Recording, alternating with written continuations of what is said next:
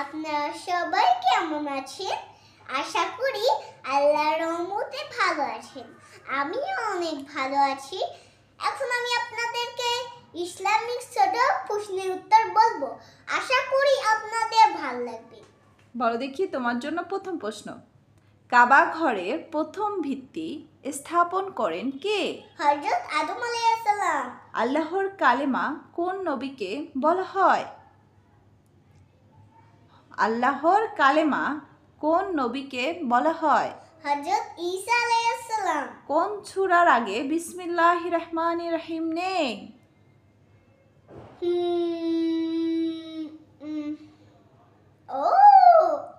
সূরা তাওবা। পবিত্র কোরআনে সবচেয়ে ছোট সূরা কোনটি? সূরা কাউসার। পবিত্র কোরআনের সবচেয়ে বড় সূরা কোনটি? সূরা আল বাকারা। পবিত্র কোরআনে কতজন নবীর নাম উল্লেখ করা হয়েছে? 25 জন। কাদের হাসর কারুন, হামান ও ফ্রাউনের সাথে হবে? সালাদ ও পরিত্যাগকারীদের। খাদ্যে ভেজাল ও ওজনে কারচুপি রোধে ওমর রাদিয়াল্লাহু তাআলা আনহু কর্তৃক গঠিত সংগঠনের নাম কি? গঠিত সংগঠনের নাম কি? ইসবা। ভালো করে বলো, ভালো করে বলো, কি নাম? নামটা কি আব্বু?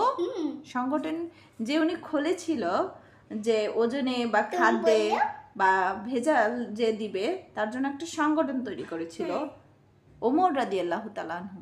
একবার তুমি বলো। ইসবা। ইসবা নাকি হিসবা? হিসবা। হ্যাঁ, হিসবা সঠিক অ্যানসারটা হবে হিসবা। হ্যাঁ।